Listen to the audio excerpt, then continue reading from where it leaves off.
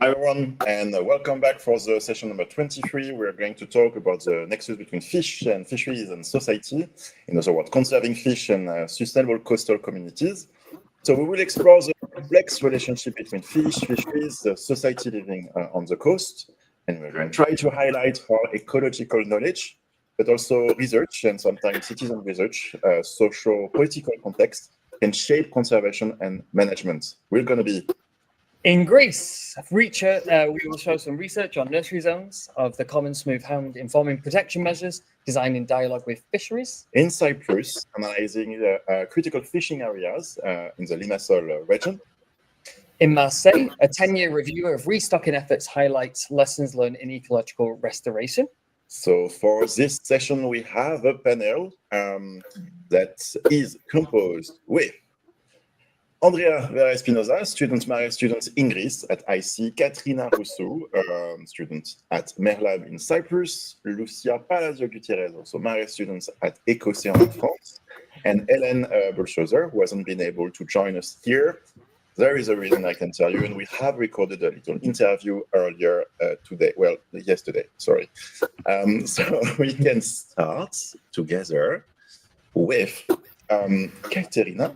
So Katerina, you're in Cyprus. And before we go more in details, I propose we watch your 1-minute video. Hello, I'm Katerina and I'm a Mares Master student at Université Côte d'Azur, where my passion for marine science has grown into a commitment to sustainable fisheries, which are essential for marine biodiversity, food security, and the cultural identity of Mediterranean communities. Reducing bycatch is a key part in sustainability, and so the second stop in my journey was in America's Gulf in Greece as an intern of IC, where I helped in their efforts to study gear selectivity of elasmobranch species and assess their survival after release, which are crucial for improving fisheries management.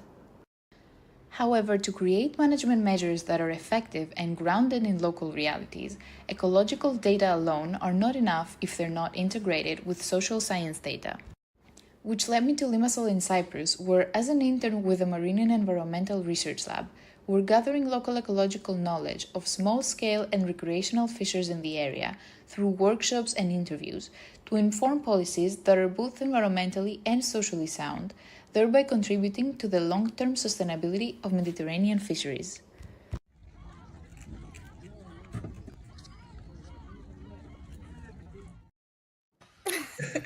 Hello, Katerina.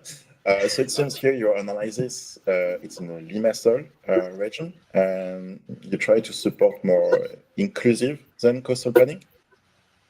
Yes, so there has been a recent effort to protect areas, to make more marine protected areas here in Cyprus, and they were interested in doing an MPA near the Limassol region.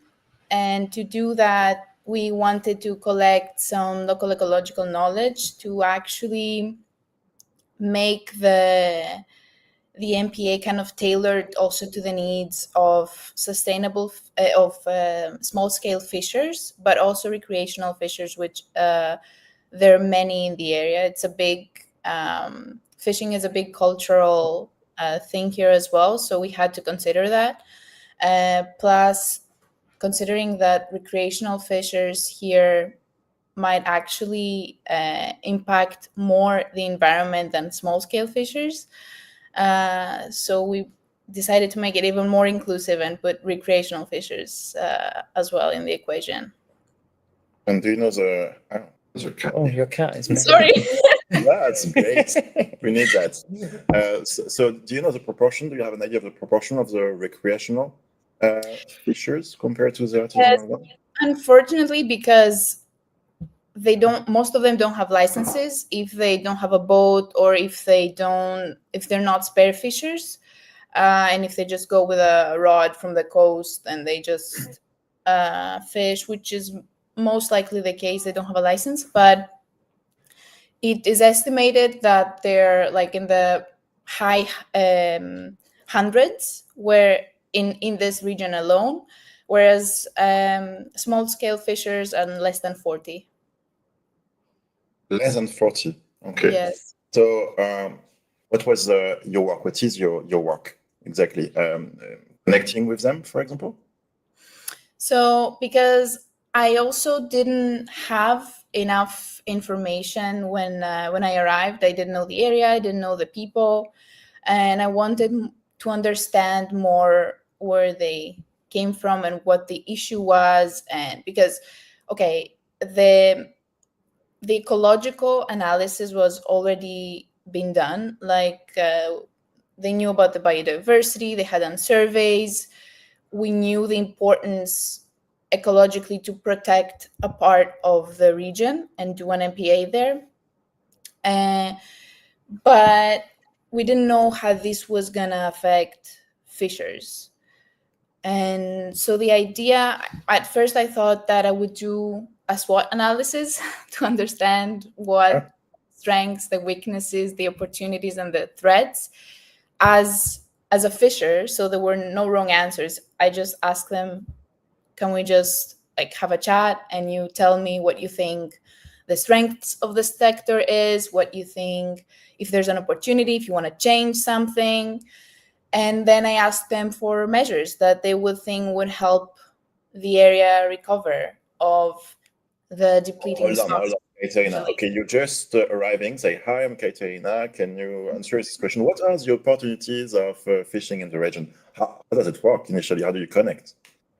I had a few phone numbers that the company that I'm interning with right now, which is a consultancy that also does some research, and they gave me the phone numbers of some fishers, and I also very randomly, by just going outside, I met some recreational fishers as well, and I was like, okay, I'm doing this research, would you want to help me?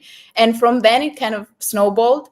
Like I asked them, okay, thank you, can you give me now a phone number of a recreational fisher or a small scale fisher that can help me? And this kind of that's how I connected with them. How long did it take to really for you to really enter in contact with enough of them? It took a long time, mostly because it's not. I also understand enough. It's not a priority for them. Like also they didn't know me. I was okay. Like I'm a student. I'm doing my thesis. This is the topic, and I would just want to have a chat with you for this and this. And I don't think at the beginning that they thought that what I was doing, it was very serious. It was just like, she just want to have coffee and like have a chat. So a lot of them kept postponing. So it kind of went back and back and back. But it really helped because we also did a workshop inviting, well, 2 workshops, one for small scale fishers and one for recreational fishers. And I think that's when a large proportion of my sample came, and that's how I met them. And from then it kind of grew. But it was hard because not being from here and not knowing anybody here, it was a process. But it turned out very good. I met a lot of fishers, and I really liked talking with them and learning from them.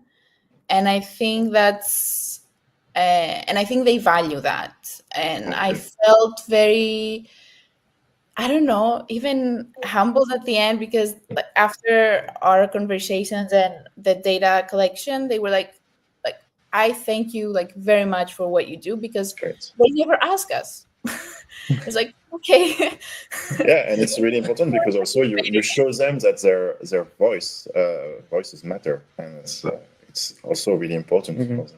Thank you, Katerina. We are going to come to Cyprus during the question. Let's go to Greece with you, Andrea. Hello. Perfect. It's new now, but before, so let's first have a look to your video, Andrea, and we are coming back to you. Hey everyone, my name is Andrea Dea, Ecuadorian, and currently a year 1 student of the Master's Mathematics of the Université Côte d'Azur. I am currently doing my internship with IC Greece in Menidi, a small coastal town in the Ambrakikos Gulf in the Ionian Sea. My project focuses on the spatiotemporal analysis and distribution of the different early life stages of the common smooth-hound Mustelus mustelus, commonly known as Gallios in Greek. The Gulf has been recognized as an important area for reproduction for this species. However, immature individuals are commonly caught as bycatch by fishers here in the Gulf. This work will contribute to the SDG 14, Life Below Water, as it will provide relevant information for future decisions in the spatial planning of the Gulf, as well as for the management of this species. Now, a snapshot of a day at the port with us. Thank you, Andrea. Thank you. So you're currently in Greece, and I think you're actually where Katerina were last year. So Katerina, you're in second year, and Andrea in first year. So I don't know if you're just doing a follow-up of the part of the work that had been done by Katerina. So, but anyway, can you tell us a little bit more about what you're doing? Yes, for sure. I'm not doing like a follow-up of Katerina. However, my project is part of a bigger project, which is Bioelasm Catch project.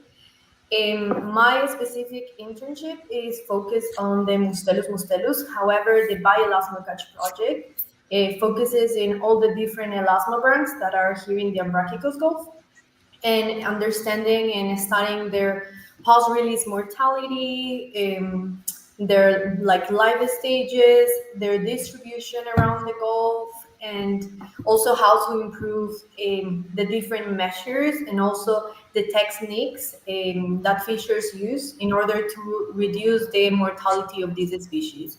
So my specific project, as I mentioned in the video, is more about understanding the spatiotemporal distribution of the Mustelus mustelus, but focusing on like really a little bit more in detail, like whether they're like newborns, they're like young of the years, whether they're juveniles or whether they're adults, and kind of understanding their distribution around the Gulf in order to make like more specific management actions.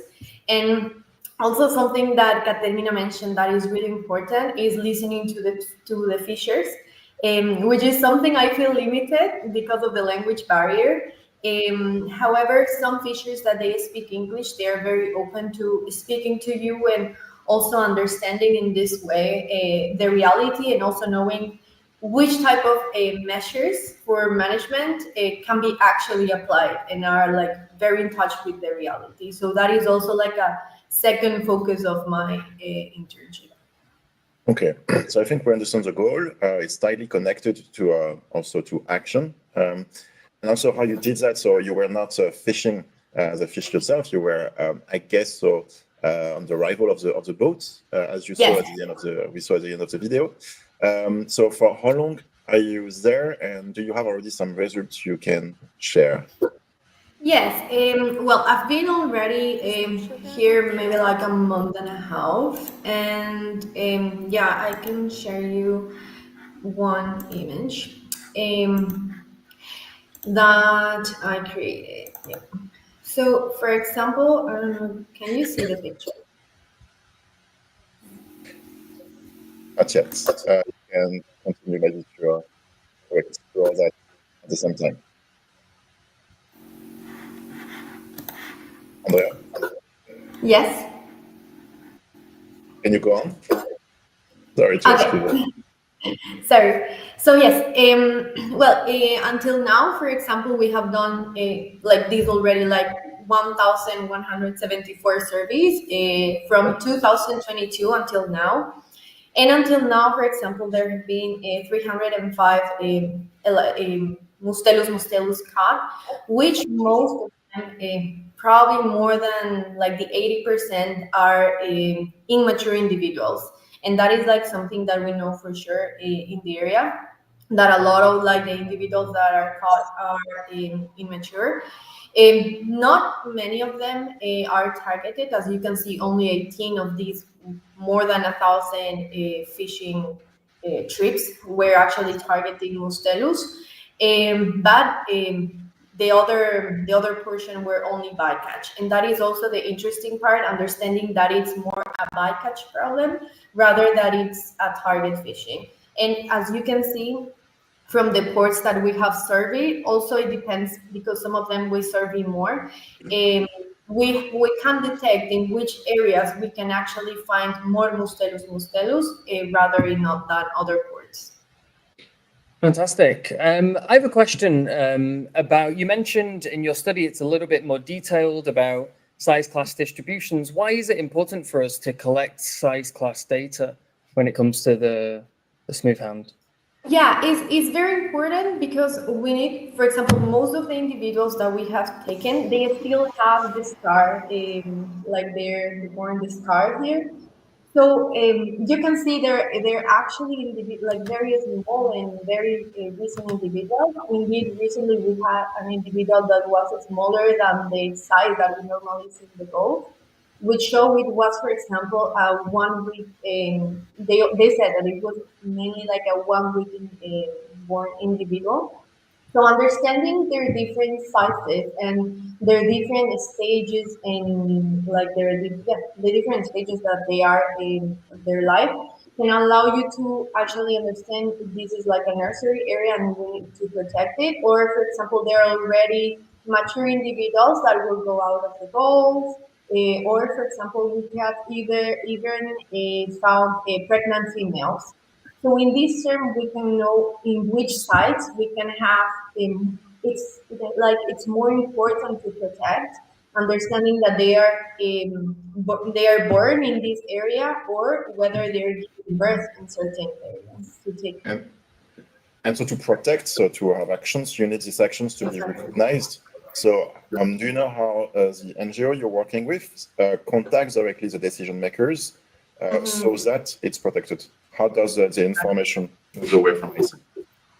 Well, that is something, honestly, I have been really liking about IC organization is that they are very in touch with the fisher and with the decision makers. So they have meetings with the regional and with the local decision makers.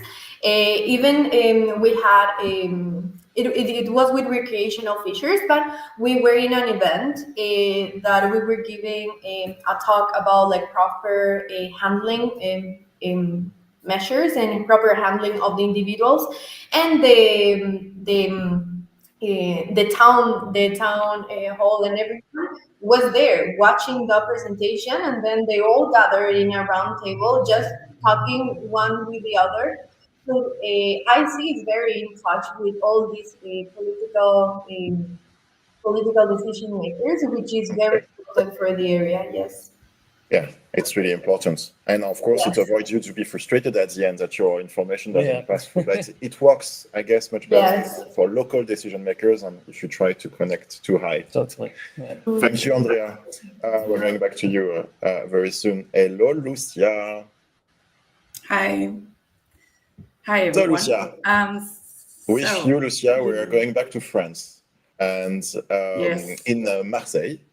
So it's the first time for a few hours that we will talk about France in Marseille, and you're going to talk about the result of a long study. Yes, so I'm based in Montpellier, but the study has been made in the area of Marseille. It's post-larval capture, culture, and release study that has been happening for 10 years. And I'm studying the results from 2015 to 2024. And the idea of this project is not really about research. Actually, they just wanted to repopulate that area. So they want to fish the wild larvae and then rear them in tanks for 4 to 6 weeks. And when they have an adequate juvenile size, then they can release them into the wild. And the idea is that the post larvae, when they're about to settle, they have a huge mortality. It's between 90 to 99% of them die. So, of course, this is more aggravated when their ecosystem has been destroyed by coastal cities or pollution or all of these actions that humans make. So yeah, it's been really interesting to be working with this data because for me, it's like it's like a very long-term study on early life stages of fishes, and You're it's super lucky interesting. to be able to. Yeah, very lucky do to. that. You were talking about the post-larvae. Just maybe if you can clarify, what does it mean? Like how old are the larvae or big? Yeah. I would like to show. I would like to show pictures, but I'm not going to risk it because I think my computer is a bit unstable. But so maybe at the end, just. Exactly. So for the life of a fish, you have the eggs that hatch into larvae, and in general, larvae are considered as plankton. They just drift with the currents. But the post larvae, they already consume the energy from the yolk, from the egg yolk, and now they have some swimming abilities, and they're about to find their habitat. So that's what is called the settlement period. So this is when they're very, very exposed to all the risk, and this is why the mortality is very high. But this very high mortality is natural. It's just how it's also it part works. of the But of course, it's part of the life cycle. But yeah, they want to. I was going to ask a question about that, like because you're taking them, you're culturing them in the lab, right? Yes, I mean it is a lab. Yeah, we have tanks, little tanks. So the thing, the process goes with the fisherman as well. So this is employee fishermen, and the fishermen go at night and they release the light traps. So with the light traps, you can the larvae just go in the traps naturally during the night, and then the next day the fishermen pick up the traps, and then they take them to the lab, and then in the lab they get sorted, and they were put in different tanks, of course, thinking about species that might be better with each other than others. Okay, so do you, in the lab, you still see this high mortality of the larvae? Yes, there is still a mortality, and they of course try to get that better. But even with that mortality, like say, even if it's 40 to 50% mortality, you're already overcoming that natural mortality that happens in the wild. I can see you're sharing a screen. I can try to do the same. Go ahead.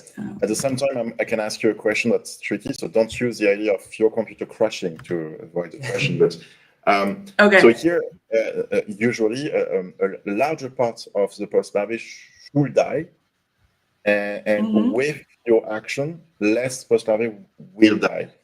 Don't you think it can impact the food web? Yes.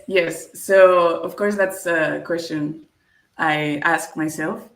I'm also analyzing the post-larvae that are released. So I'm analyzing the number, but also their trophic function. So it's very interesting to see that there's not really a specific selection of any species.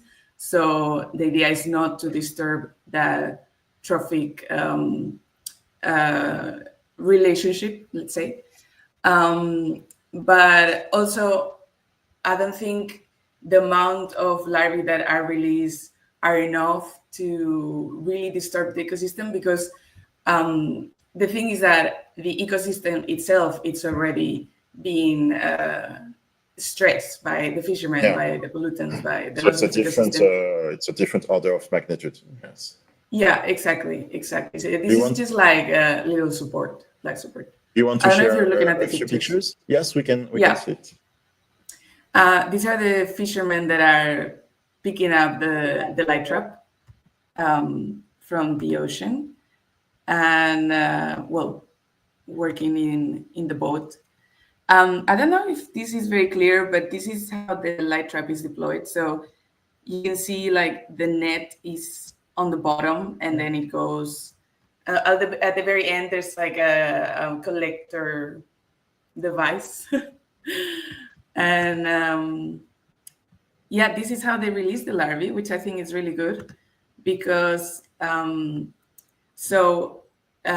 they take the larvae when they're in their juvenile size, and they put them in these ecosystems, let's say in these cages, and they let them in the cage for a full day, well, a full night, and then they open the net. So the idea is that because the larvae have been weeks in a tank, they are getting accustomed to the smells, the sounds, everything underwater, but they're under a protected net. So then when they are outside of the net, they kind of know where they're at, and then they can... They had time to acclimate. Yeah. Exactly. Okay. Thank you, Lucia. So soon we're going to give the floor to Hélène, which is a pre-recorded interview. But before we go to that, maybe each of you would like to say a few words, like a take-home message you would like to share related to your work. Maybe we can come back to you, Andrea. It seems you're ready.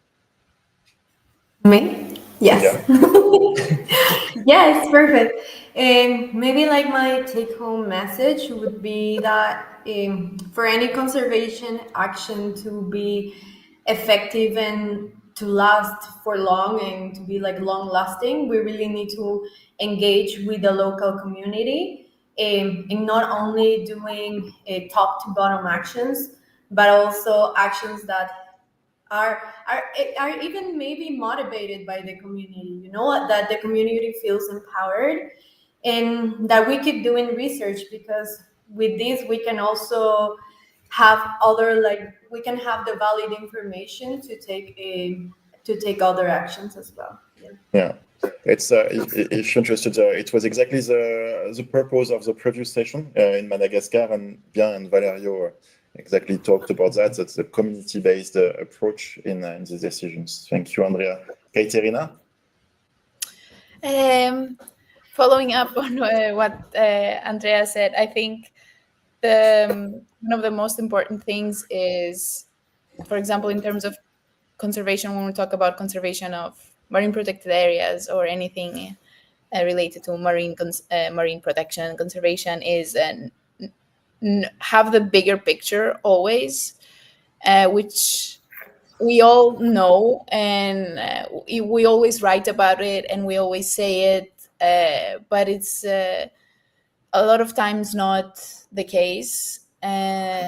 So yes, bigger picture, not only in terms of fishers, but coastal planning in general, because marine spatial planning is really it's a mess.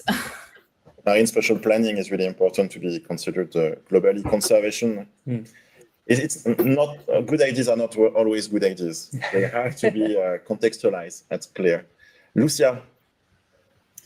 Well, I agree with Andrea and Caterina. I think for sure we need to that's also what we hear repeatedly. Like, you have to include the local community and have a holistic view of the problem. But I think I would add also take action, because I think a lot of conservation is just protecting, but I think you also need the restoration, the action to take the ecosystems back to what they used to be.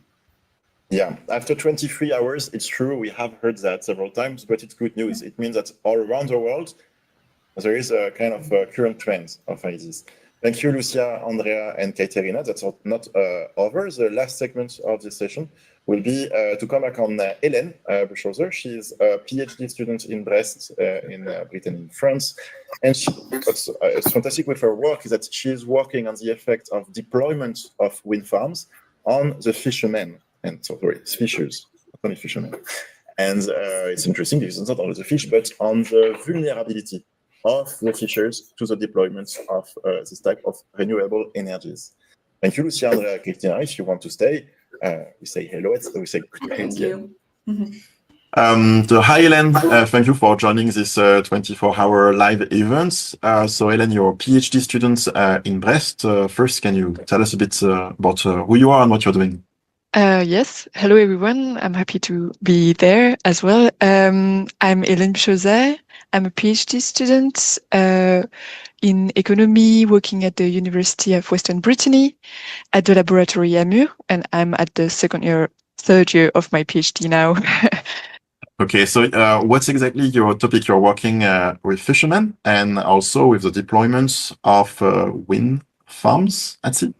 Yes, exactly. My PhD is about assessing the vulnerability of the fishing activity facing offshore wind farm development. So in particularly in the context of development in offshore wind farm in France.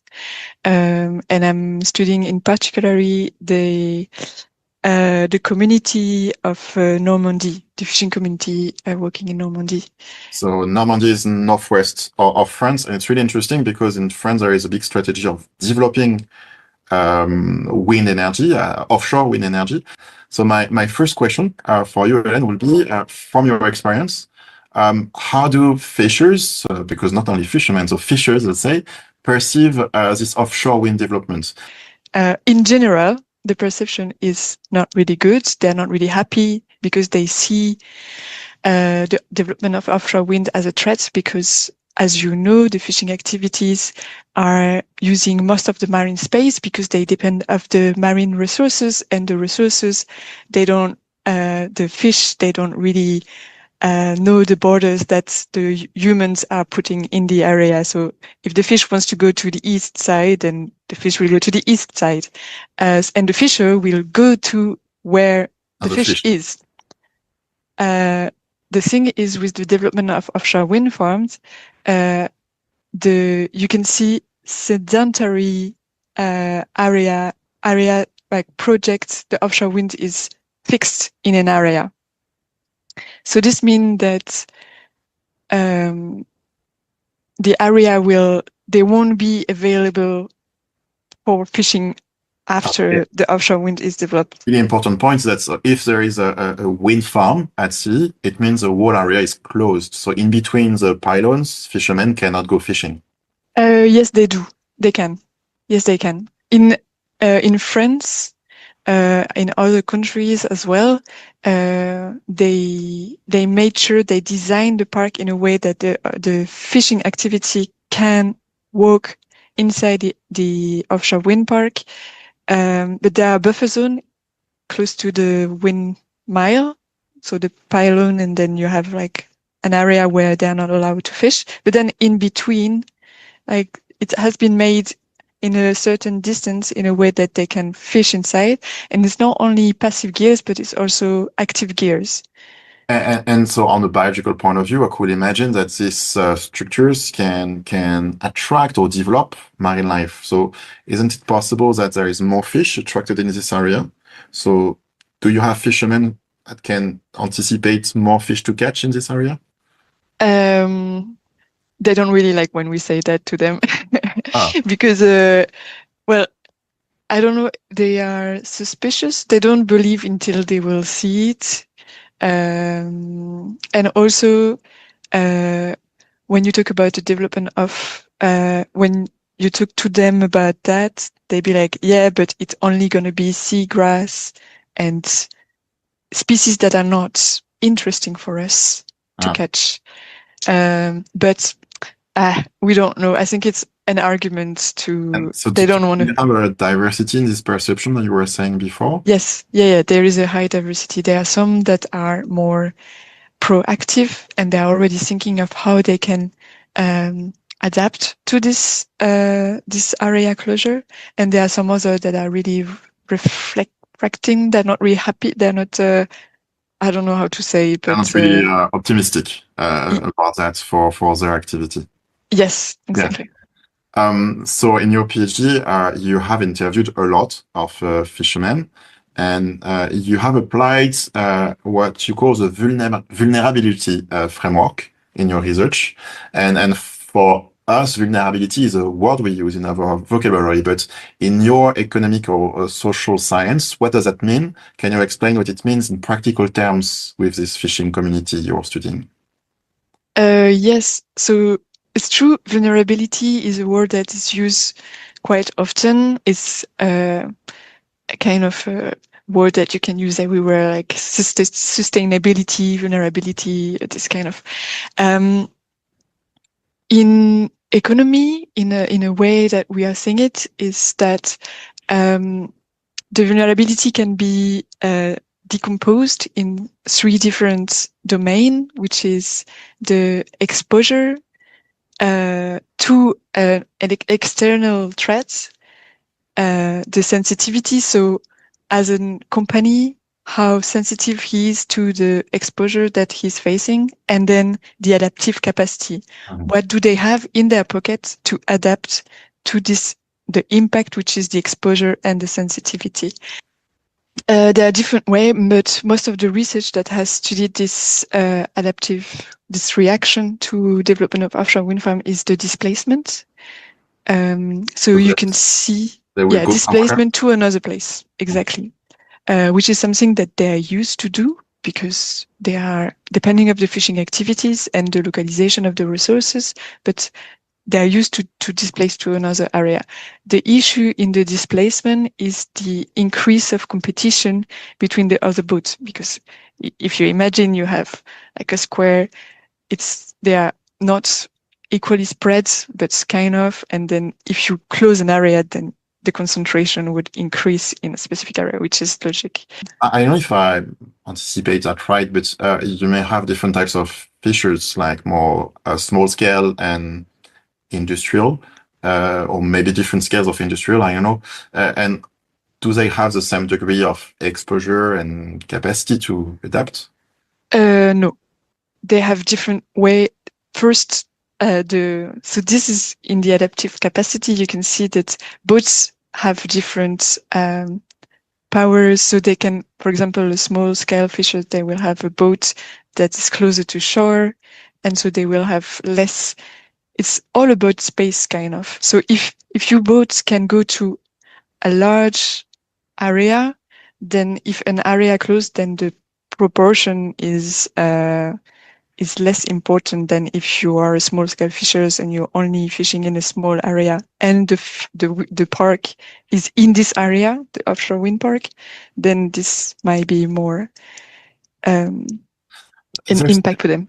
Sorry, and there's something I'm not sure to grasp, is that on one point you say that they're going to have to move because of the farms, but at the same time you say that they can fish inside the farm. Yeah, because there are some that don't want to take the risk to fish inside. Okay. But for example, in France, there has been parks that are in activity now, and there has been studies that show that some boats came back inside the park. But in the literature, we see that most of the adaptation to the offshore wind is displacement. And there are some also studies that show that they are changing gears, but it's few. And yes, so it implies financial matters into that. Exactly. And license, and also you can see the governance. So for example, you want to fish lobster, because you see that now there is a lot of lobster in the offshore wind, but you need, for example, a license, like a right to fish the lobster. But if you don't have it, then you cannot adapt, which is a limit of the adaptive capacity. To me, really inspiring, very interesting, your work. I will just finish on maybe a couple of minutes, if you have in 1 minute. You're talking with fishers in your studies. It's really a central part of your study. What do you think? How do you think we could improve this dialogue between the fishers, the scientists, and more generally also the policymakers? I would say time. It takes time to build confidence with the stakeholders. You need to be there and show that you are interested and you're not a threat. And also one really important point, which I think we don't take so much into account, is that there is a lot of turnover on the institution, in the government body, in the research, not so much, kind of. And the fact, PhDs, exactly. And the fact that there are always new people coming in, where you need to tell again what's going on, catch them up on the different topic, that doesn't help them to build the trust that the community needs to have in order to progress. You already published a paper, a couple of papers soon. So if our audience wants to know more, they can refer also to your paper and your PhD thesis really soon available. Hopefully. I'm pretty sure. Hélène. Thanks a lot, Hélène, for your time. Thank you for inviting me.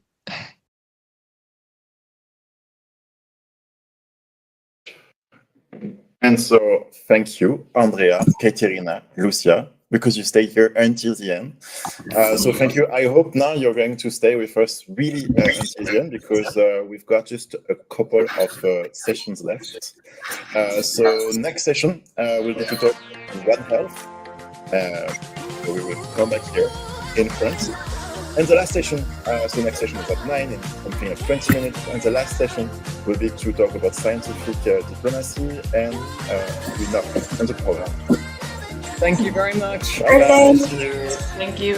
See you.